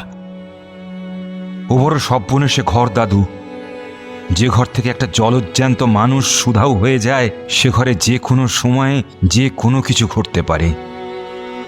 তা তেমন কিছু কি দিনে ঘটতে পারে না? সম্ভবত না। কারণ? অত শত জানি না বাবু, তবে অনুমান করতে পারি। কি সেই অনুমান? দেখো ভাই, নিবারণ ঠিক কি নিয়ে গবেষণা করতো আমার জানা নেই, জানার চেষ্টাও করিনি তেমন। তবে গ্রামের লোকে তার গবেষণা নিয়ে নানান কথা বলে বেড়াতো। যেমন? তারা বলতো সে নাকি ভূত নিয়ে গবেষণা করত, আর ভূতেরাই নাকি তাকে উড়িয়ে নিয়ে চলে গেছে। ওহ, এসব গাঁজাখুরি গল্পে তুমি বিশ্বাস করো নাকি? আগে করতাম না, তবে ইদানিং করি। আর সেই জন্যে আমি চাই না যে ওই ভুতুরে গবেষণাগারে তুমি রাত বিরেতে গিয়ে বসে থাকো। তোমার ভয়টা শুধু রাতেই কেন? রাতে ওই সব অপদেবতার শক্তি বৃদ্ধি হয়। বিমল দাদু মারা যাওয়ার পর থেকে ল্যাবরেটরির চাবি রাত্রিবেলা থাকে নিকুঞ্জের কাছে। নিকুঞ্জের কাছে জোর জবরদস্তি করলে সে হয়তো চাবি দিয়ে দিত, কিন্তু আমি জোর করতে চাইনি তাকে। বরং নিঝুম দুপুরে সকলে ভাত ঘুমে গেলে আমি একলা ঢুকি ওই ঘরে, আপন মনে বসে থাকি ঘরের মধ্যে। বেশ লাগে আমার সে সময়। মনে হয় কে যেন একটা ছায়া শরীর নিয়ে আমার পাশে এসে বসে। বাবা কি হলে কিন্তু দিব্যি হয়। মনে মনে ভাবে পরমেশ। ঘরের নানান যন্ত্রপাতি নেড়ে চেড়ে দেখে সে মাঝে মধ্যে। কোন যন্ত্রের কি কাজ সে বুঝতে পারে না, তো সেগুলি নাড়তে চাড়তে বেশ ভালোই লাগে তার। মনে হয় প্রতিটা যন্ত্র তার বাবার স্মৃতি বুকে বয়ে তার ফেরার অপেক্ষায় স্থির হয়ে আছে। পরমেশ বোঝে এই ল্যাবরেটরির মধ্যে ভয়ানক একটা রহস্য চাপা দিয়ে রাখা আছে। সেই রহস্য তার অপেক্ষাতেই বসে আছে ঘাপটি মেরে। এই কথাটাও ক্রমশ বদ্ধমূল হয়ে ওঠে। পরমেশ সিদ্ধান্ত নেয় ল্যাবরেটরির ডুপ্লিকেট চাবি বানানো অপরিহার্য হয়ে উঠেছে এতদিনে। রাতের ল্যাবরেটরি তাকে আজকাল ডাক পাঠায়। সেই ডাক স্পষ্ট শুনতে পায় সে মনের মধ্যে। রাতের নির্জনতায় সকলের অগোচরে ল্যাবরেটরির রহস্যময় আলো আধারিতে পরমেশের যাতায়াত বাড়তে থাকে ক্রমাগত। আজও দুপুর ঘন হয়ে এলে অচল ঘড়িটা হাতে ঝুলিয়ে ল্যাবরেটরির মধ্যে এসে ঢুকল পরমেশ।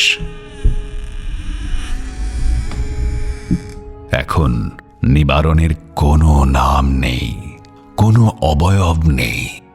বিশ্বের অনন্ত শক্তিপুঞ্জের সে এক ক্ষুদ্র অংশ মাত্র। সে বোঝে এই মহাবিশ্ব তাকে বাদ দিয়ে নয়, আবার এখানে সে খুব অপরিহার্য নয়। এখন নিবারণের হাত নেই, পা নেই, মাথা নেই, কোমর নেই, আছে শুধু অদ্ভুত শক্তিধর এক চৈতন্যময় সত্তা। আর সেই চৈতন্যময় সত্তা সততই কাজ করে যাচ্ছে অক্লান্তভাবে। তার সেই কাজের কোনো ছেদ নেই, বিরাম নেই। আপন মনে সে তার অভীষ্ট অনুযায়ী লক্ষ্যের কাছাকাছি পৌঁছানোর চেষ্টা করে যাচ্ছে একভাবে।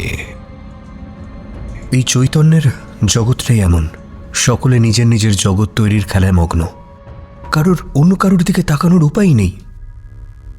নিবারণ নীরবে বয়ে চলা সময়ের স্রোতের দিকে তাকিয়েছিল এক মনে। এই সময় আদি থেকে অন্ত সঞ্চরণশীল এক অদ্ভুত সূত্রে নিরন্তর এগিয়ে চলেছে সে নিরবিচ্ছিন্নভাবে। মহাবিশ্বের অনন্ত শক্তির সঙ্গে মিশে সেই সময়ের স্রোত নিয়ন্ত্রণের আপ্রাণ চেষ্টা করে চলেছে নিবারণ। মগ্ন চৈতন্যের মধ্যে জটিল সব গণিতের ঢেউ উঠছে, ঢেউ নামছে ক্রমাগত। চৈতন্যের গভীর আত্মমগ্নতা আর একমুখীনতা দিয়ে সেই গণিতের প্রবাহকে সঠিকভাবে সময় প্রবাহের সঙ্গে মিশিয়ে দিচ্ছিল সে। এখানে সময়ের পরিমাপ করে না কেউ, এখানে দিন রাতের কোনো ফারাক নেই। স্থির শূন্যতায় মিশে থেকে নির্মোহভাবে বয়ে চলার সময়কে প্রত্যক্ষ করাই এখানকার নিয়ম।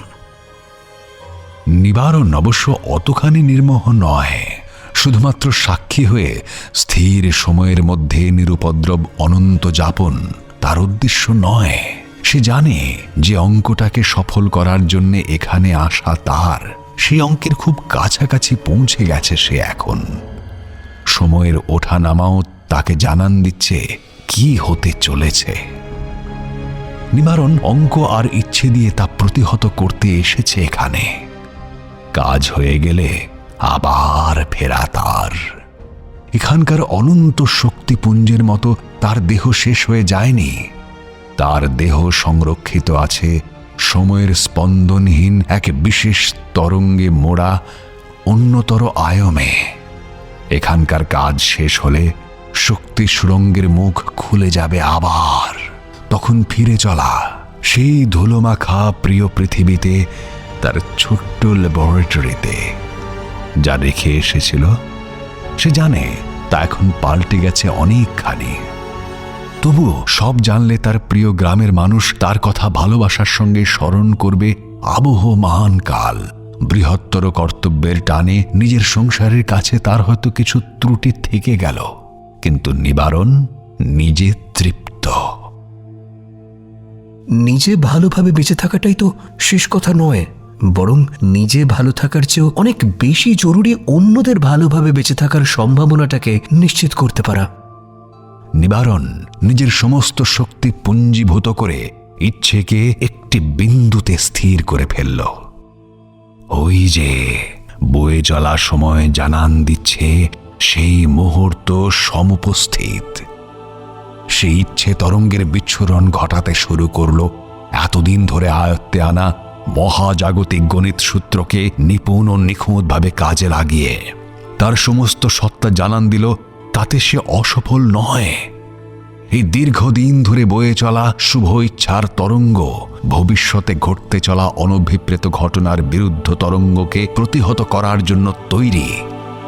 এক অদ্ভুত ভালো লাগার আবেশ তার চৈতন্যকে গ্রাস করে নিল আজ।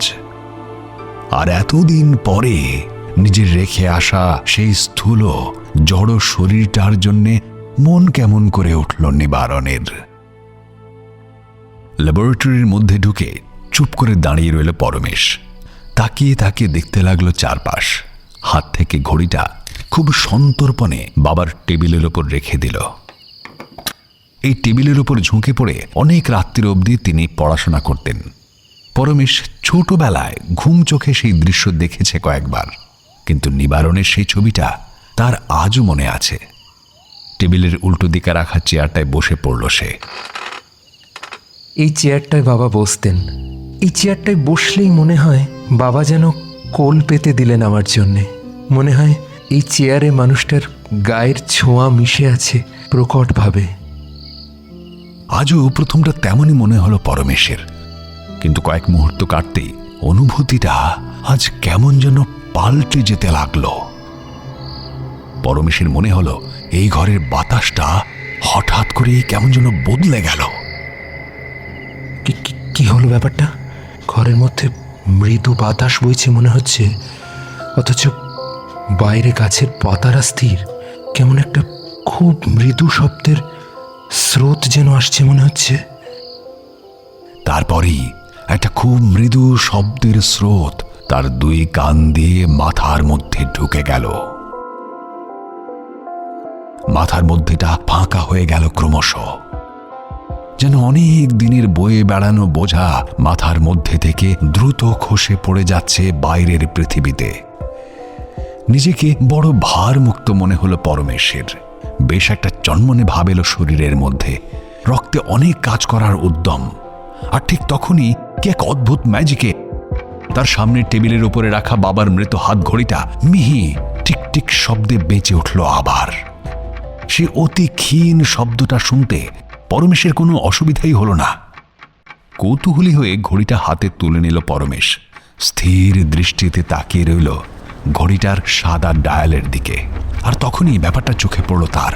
সেকেন্ডের কাঁটাটা দুলছে, কিন্তু নড়ছে না জায়গা থেকে। বাকি দুটো কাঁটার একটাকে দেখা যাচ্ছে না, আর অন্য কাঁটাটা ঠিক 12টার ঘরে স্থির হয়ে দাঁড়িয়ে আছে। প্রায় মন্ত্রমুগ্ধের মতো ঘড়িটা হাতে তুলে নিল পরমেশ। দম দেবার জন্যে চাবিটা ঘোরাতে যেতেই বুঝল সেখানেও কি একটা গন্ডগোল হয়ে গেছে। চাবি দিতে গিয়ে ঘড়ির কাঁটাটা সরে গেল পিছন দিকে। প্রায় 6টার ঘরে এসে দাঁড়িয়েছে কাঁটাটা। সেকেন্ডের কাঁটাটা অস্বাভাবিকভাবে দুলছে এখন। ঘড়িটা হাতে পরে নিল পরমেশ। একবার যখন চালু হয়েছে, হারান মুৎসুদ্দিন নিশ্চিত একটা ব্যবস্থা করে দিতে পারবে ঘড়িটার। চেয়ার ছেড়ে উঠে দাঁড়িয়ে পড়ল পরমেশ, আর দাঁড়িয়েই অবাক হয়ে গেল। ঘরটা কি এক ভেলকিতে যেন পাল্টে গেছে একেবারে। টেবিলের ওপরে কাগজপত্র ছড়িয়ে রয়েছে। কে যেন একটু আগে পর্যন্ত কাজ করেছেন এই টেবিলে বসে। ঘরের প্রতিটা কোণ কেমন যেন আবছা স্মৃতি থেকে উঠে আসছে বলে মনে হচ্ছে তার। বিহ্বল পরমেশ উঠে দাঁড়ালো, চিৎকার করে ডাকতে লাগলো নিকুঞ্জকে। কিন্তু কি আশ্চর্য, তার গলা দিয়ে কোনো শব্দই বের হলো না। পরমেশ ভয় পেয়ে গেল।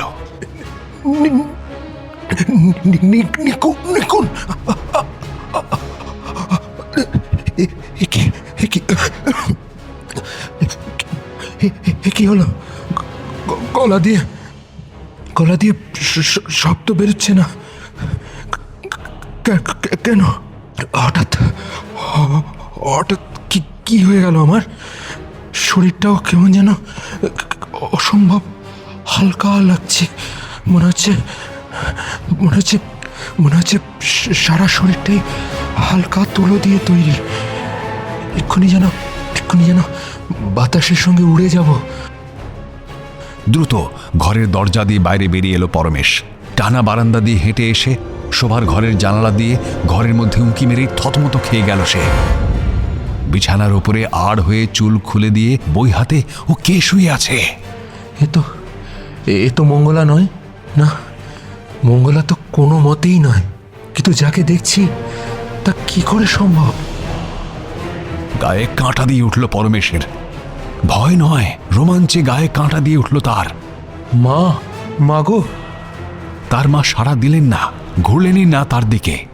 পরমেশ পাগলের মতো নিকুঞ্জ আর মঙ্গলাকে খুঁজতে লাগলো, কিন্তু কাউকেই দেখতে পেল না সে। সিঁড়ি দিয়ে নিচে নামতেই মনে মনে ভয়ানক চমকে গেল পরমেশ। উঠোনের দুপাশের কামিনী ফুলের গাছ দুটো কি করে মাটি ফুঁড়ে দাঁড়িয়ে পড়লো আবার? অন্তত বছর 10 আগে সাপের উৎপাতে গাছ দুটো কেটে সাফ করে ফেলা হয়েছিল এখান থেকে। পিছনে তাকিয়ে পুরো বাড়িটা দেখিয়ে অবাক হয়ে গেল সে। মনে হলো তার ছেলেবেলা যেন নতুন করে ফিরে এসেছে আবার। সেই একই রকম ছবি। ঘাসে ঢাকা উঠোন, দুপাশে ঝাঁকড়া কামিনী আর কলকে ফুলের গাছ। উঠোন পেরিয়ে ইটের গোল ঘোরানো সিঁড়ি, তারপর বারান্দার একপাশে কাঠ আর খড় রাখার ঘর। নিয়মিত কার্বলিক অ্যাসিড ছড়ানো হতো ওখানে। কিন্তু ওই ঘর এত বছর পরে কি করে ফিরে এলো আবার? আজকে ল্যাবরেটরিতে ঢোকার পর থেকে কি যে ঘটে যাচ্ছে কিছুই মাথায় ঢুকছে না আমার। আনমনে সে উঠোন মারিয়ে রাস্তায় পা দিল। বাড়ির সামনে দিয়ে যে রাস্তাটা সোজা স্কুলের দিকে গেছে সেটা পিছ হয়ে গেছে অনেক দিন। অথচ আজ পরমেশ দেখল রাস্তাটা মোরাম বিছানো। রাস্তার পাশের নতুন গজে ওঠা ঘরবাড়ি দোকানপাটও কি এক ভোজবাজিতে একেবারে উধাও। রাস্তায় হাঁটতে হাঁটতে অনেক পুরনো মানুষজনের সঙ্গে দেখা হলো, যাদের সঙ্গে কোনোভাবেই আর দেখা হওয়া সম্ভব নয়। পরমেশ কিছুতেই তাদের সঙ্গে কথা বলতে পারল না। তাকে যেন কেউ দেখতেই পাচ্ছে না। পরমেশের অস্তিত্ব কিছুতে ধরা পড়ছে না তাদের কাছে। একটা অদ্ভুত সম্ভাবনার কথা হঠাৎ করেই মাথায় চলে এলো তার। মনে মনে খুব উত্তেজিত হয়ে পড়ল পরমেশ। যতটা দ্রুত সম্ভব সে স্কুলে গিয়ে হাজির হলো। গেট বন্ধ, অথচ দিব্যি পরমেশ ভেতরে ঢুকে পড়তে পারল। তার শরীর কোথাও বাধা পেল না একটুও। স্কুলের বারান্দার ওপাশে সারি সারি ক্লাসরুম, ক্লাস চলছে, মাস্টারমশাইরা পড়াচ্ছেন। সব স্যারকে চিনতে পারল না পরমেশ, কিন্তু বাবাকে দেখতে পেল না সে ক্লাসের মধ্যে। গুটি গুটি পায়ে সিঁড়ি দিয়ে দোতলায় উঠে গেল পরমেশ। দোতলার বারান্দা দিয়ে একটু দূরেই বয়ে যাওয়া নদীটা দেখা যাচ্ছে। স্কুল আর নদীর ব্যবধান খুব বেশি নয়, মাঝে ছোট্ট মাঠ একটা। মাঠে নানান সব গাছ, তাদের বেশিরভাগই অনেক পুরনো গাছ, ইয়া মোটা মোটা গুঁড়ি তাদের। পরমেশ জানে এখন নদী স্কুলের আরো কাছে এগিয়ে এসেছে। মাঠে সেই বড় বড় গাছগুলো স্থানীয় ছেলেরা কেটে ফেলে ক্লাব ঘরের দরজা জানালা চেয়ার বেঞ্চ বানিয়ে নিয়েছে। দোতলার এক প্রান্তে মাস্টারমশাইদের বসার ঘরে পরমেশ দেখতে পেল তাঁকে। গম্ভীর মুখে বসে একটা বই পড়ছিলেন তন্ময় হয়ে। আগের হেডমাস্টারমশাই শশীবাবু এসে বললেন, বাবা নিবারণ, ক্লাস আছে যে তোমার। ও তাই, সরি স্যার, খেয়ালই ছিল না। বাবা বাবা! কিন্তু নিবারণ তার ডাক শুনতে পেলেন না। তাকে দেখতে পেয়েছেন বলে মনে হলো না আদৌ। মারাত্মক একটা অস্বস্তি নিয়ে ঘরে ফিরে এলো পরমেশ। মনটা ভয়ানক উচাটন হচ্ছে তার। কেন এমন ঘটছে আজ বারবার? ভাবতে ভাবতেই সিঁড়ি দিয়ে দোতলায় উঠছিল পরমেশ। সামনের রাস্তা দিয়ে গরুর গাড়ি ধান বোঝাই করে নিয়ে ফিরছিল। পুকুর পাড়ে হেলতে দুলতে আর প্যাক প্যাক আওয়াজ করতে করতে এক পাল পাতি হাঁস জলে নেমে গেল। সেই সময়ে পরমেশের খেয়াল হলো ব্যাপারটা। হাত থেকে নিবারণের ঘড়িটা খুলে চাবি ঘুরিয়ে ঘড়ির কাঁটাটা আবার আগের জায়গায় নিয়ে এলো সে।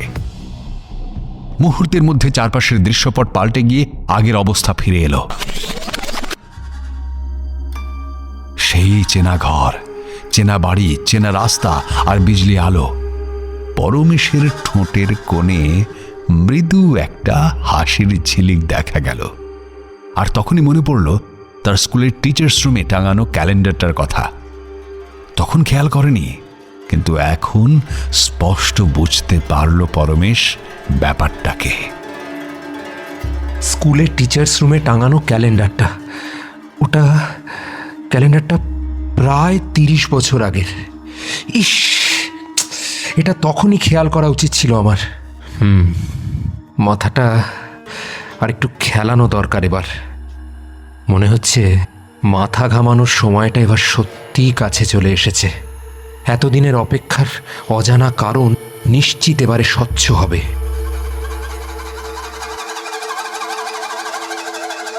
বাইরে রাত নেমেছে। নিকুঞ্জ ঘুমিয়ে কাদা হয়ে গেছে অনেকক্ষণ। নিজের ঘরের বিছানায় ঘড়িটা হাতে নিয়ে বসেছিল পরমেশ। উত্তেজনায় হার্টবিট বেড়ে রয়েছে তার বিকেল থেকেই। ঘড়িটা যে সে ঘড়ি মোটেই নয়। এই ঘড়িটা আসলে সময়কে অতিক্রম করার যন্ত্র বিশেষ।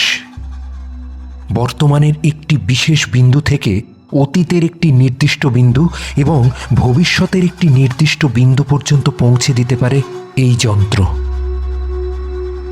পরমেশ হিসেব করে দেখছিল 12টার ঘরে কাঁটা এই সময়কে প্রতিনিধিত্ব করছে। চাবি দিয়ে যখন কাঁটা ঘুরিয়েছিল সে, সময় পিছিয়ে গিয়েছিল এক নিমেষে। কতটা পিছিয়ে ছিল? কতটা সময়ের মধ্যে ঘোরা যায় এই যন্ত্রের সাহায্যে? হঠাৎই স্কুলের টিচার্স রুমের দেওয়ালে ঝোলানো ক্যালেন্ডারটার কথা মনে এলো পরমেশের। 30 বছর আগের ক্যালেন্ডার। 30 বছর আগের ক্যালেন্ডার মানে ঘড়ির প্রতিটি ঘর 5 বছর করে সময় ধরে রেখেছে। অর্থাৎ কাঁটা সামনের দিকে ঘুরিয়ে আগামী 30 বছর কি ঘটতে চলেছে তা জানা যাবে।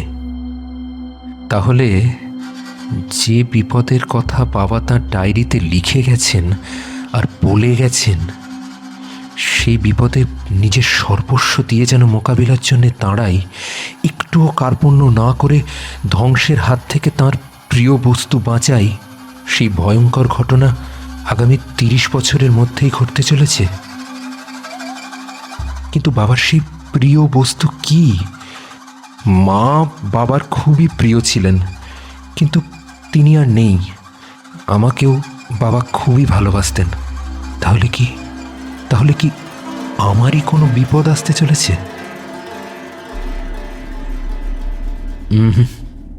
না না না না না। নিজের চিন্তাটাকে নিজেই খারিজ করে দিল পরমেশ। তারই যদি বিপদ হতো, তাহলে বাবা সেই বিপদে পাশে দাঁড়ানোর নির্দেশ দিতে যাবেন কেন তাকে? ভাবতে থাকে পরমেশ, আরো গভীরভাবে ভাবতে থাকে।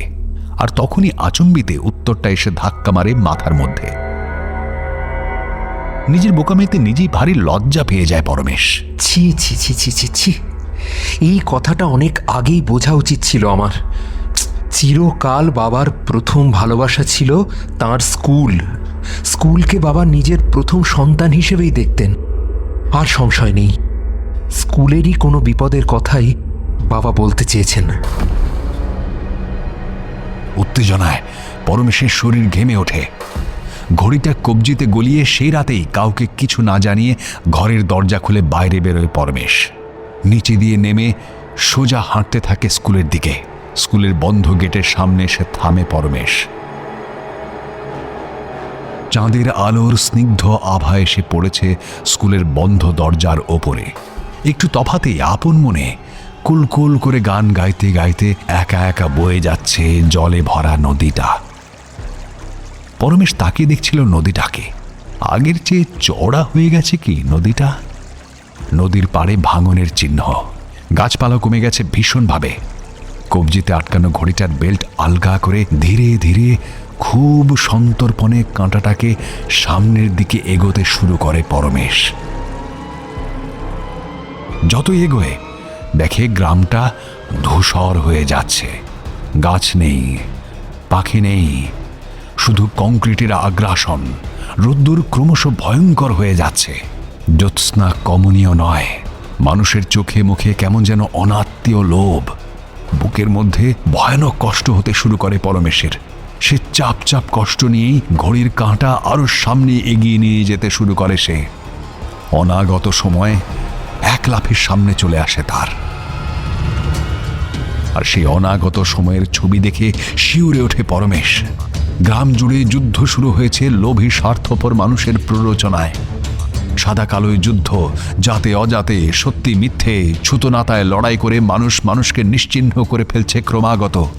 আর এক সময়ের আপাত শান্ত নদীটা এইসব দেখে ভীষণ রাগে ফুঁসতে ফুঁসতে ফুলতে ফুলতে গ্রাস করে নিচ্ছে স্কুল বাড়ি। নদীর ভাঙনে ওই যে হেলে পড়ছে, আলগা হয়ে ধসে পড়ছে স্কুল ভবনের পুরনো ভিত। আর শিশু কান্নায় ভরে যাচ্ছে সমস্ত আকাশ। পরমেশ সেই কান্নার শব্দ সইতে না পেরে দু হাতে নিজের কান চেপে ধরে। তড়িঘড়ি হাত থেকে সেই ঘড়ি খুলে দ্রুত কাঁটা ঘুরিয়ে দেয় পিছন দিকে। যত শিগগিরই সম্ভব বর্তমানে ফেরা দরকার। সামনে সময় বেশি নেই, অথচ মেলা কাজ। গ্রামের সমস্ত মানুষকে ছুটে হেঁটে দরকার পড়লে হাতে পায়ে ধরে বোঝাতে হবে যে আমাদের একটা পরিচয় যথেষ্ট। আমরা মানুষ, শুধুই মানুষ। পরস্পরের সহায় আমরা। পুরো গ্রামটাকে এক সুতোয় বেঁধে ফেলতে হবে, যে করেই হোক। সেই সুতো ভালোবাসা আর সৌভ্রাতৃত্বের। পাশাপাশি আরও সবুজ করে তুলতে হবে এই গ্রাম। নদীর পাড় বাঁধাতে হবে পাথর দিয়ে। প্রয়োজনে আগেভাগেই নিরাপদ দূরত্বে সরিয়ে নিয়ে যেতে হবে স্কুল ভবন। কিন্তু তাতে যে খরচও আছে বিস্তর। চেনা গলার আওয়াজটা পেয়ে চমকে পিছন ফিরে পরমেশ। নিবারণ তার দিকে চেয়ে মিটমিট করে হাসছিলেন। মায়াবী জ্যোৎস্নার আলোয় অদ্ভুত সুন্দর লাগছিল তাকে। পরমেশ এগিয়ে এলো তার সামনে, ঘড়িটার দিকে তাকালো।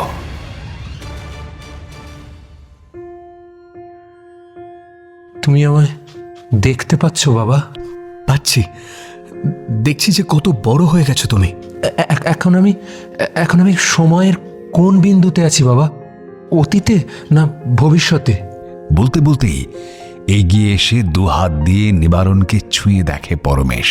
অনুভব করে বাবাকে এসে দিব্যি ছুঁতে পারছে আবার।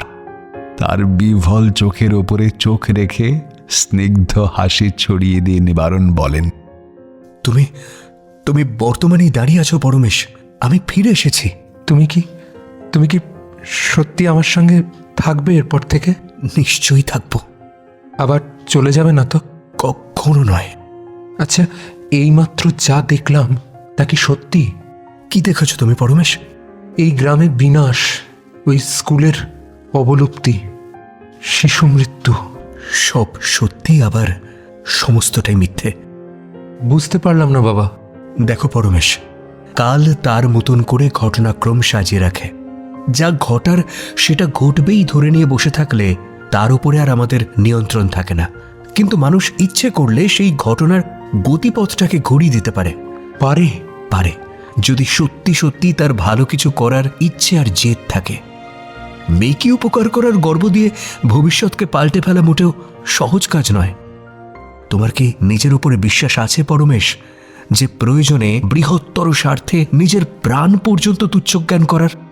আছে। তাহলে তোমার ইচ্ছে শক্তি দিয়ে যা ঘটতে চলেছে তার অভিমুখ পাল্টে দাও পরমেশ। মনে রেখো, তুমি একা নও, আমিও আছি তোমার সঙ্গে। তুমি সঙ্গে থাকলে আমি সব করতে পারি বাবা। নিজের যা কিছু আছে সর্বস্ব পণ করতে পারবে তো অন্যের জন্যে? পারবো। নিজের কথা তো ভাবিনি আজ পর্যন্ত। এই দিনটার কথা ভেবে প্রাণপণে নিজেকে তৈরি করে গেছি শুধু এতদিন ধরে। জানি, সব জানি। আগামী সম্পর্কে বড় চিন্তা ছিল আমার পরমেশ। এখন আমি চিন্তামুক্ত। সময়ের স্রোতে নিজেকে লুকিয়ে রেখে আমি তোমাকে ভাসিয়ে নিয়ে গেছিলাম পরখ করে দেখব বলে। এটা আমার একটা পরীক্ষাই বলতে পারো। বলতে ভালো লাগছে যে এই পরীক্ষায় তুমি পাশ করে গেছো। তোমার এই ভবিষ্যৎ চিত্র আমাকে নিশ্চিন্ত করল। চলো চলো, এবার আমরা ফিরে যাই। কোথায় বাবা? যে বিন্দুটা থেকে শুরু করেছিলাম আমরা সেইখানে। স্থির সময় থেকে চলমান সময়ের প্রভাবে ফিরে যাই। চলো পরমেশ।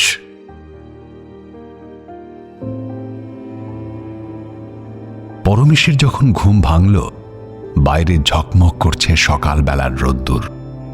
মা এসে বললেন, এ কি রে, এত বেলা অবধি কেউ ঘুমিয়ে থাকে? পড়াশোনা কিছু নেই নাকি তোর? চোখ কচলে ঘরের বাইরে বেরিয়ে আসে পরমেশ। বাবার ল্যাবরেটরির দিকে হাঁটতে থাকে সে। একটা কি অদ্ভুত স্বপ্ন দেখছিল সে রাত ভোর। ঠিক মনে পড়ছে না কি দেখেছিল। কিছু ছেঁড়া ছেঁড়া ছবি শুধু মনে ভাসছে। পরমেশের মনে হচ্ছিল বাবার সঙ্গে কথা বলাটা খুব জরুরি। ল্যাবরেটরির দরজা ভেজানো ছিল। হাত দিয়ে আলতো ঠেলা দিতেই দরজা খুলে গেল হাট হয়ে। নিবারণ টেবিলের উপরে মাথা রেখে ঘুমোচ্ছিলেন। চোখে মুখে ঝরে পড়ছে অপার প্রশান্তি। পরমেশ তাকে ডাকতে যেতেই বিমল দাদু পিছন থেকে তার পিঠের ওপর হাত রাখলেন। পরমেশ তার দিকে ঘুরতেই নিচু গলায় বলে উঠলেন তিনি, দেখো না বাবাকে, ওকে ঘুমোতে দাও। কাজ পাগল মানুষ, সারা রাত জেগেই ছিল হয়তো। কিছুক্ষণ নিশ্চিন্তে ঘুমোতে দাও ওকে। মনে রেখো, গাঢ় ঘুমটাও কখনো কখনো ভীষণই জরুরি।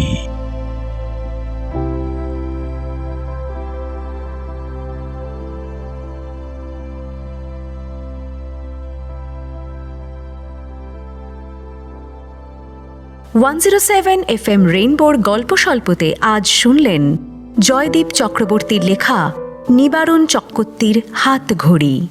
গল্পের কথক অর্পণ, গল্পের সূত্রধার সৌমি, বিমল ও হারান উজ্জ্বল, শশী ও নিকুঞ্জ সোমক, নিবারণ অরিজিৎ, পরমেশ আত্রেয়, নিন্দুক অনির্বাণ ও তমজিৎ, রতন বিশ্বজিৎ, গ্রামের লোক তাপস সৌমিক পোদ্দার ও সুদীপ্ত রায়, আবহমান সৌমিক ব্যানার্জি ও পরমেশের মা গোপা। শুনলেন গল্প স্বল্প। আমাদের গল্প যে কোনো সময় শুনতে ভিজিট করুন আমাদের official YouTube channel Akashvani Kolkata.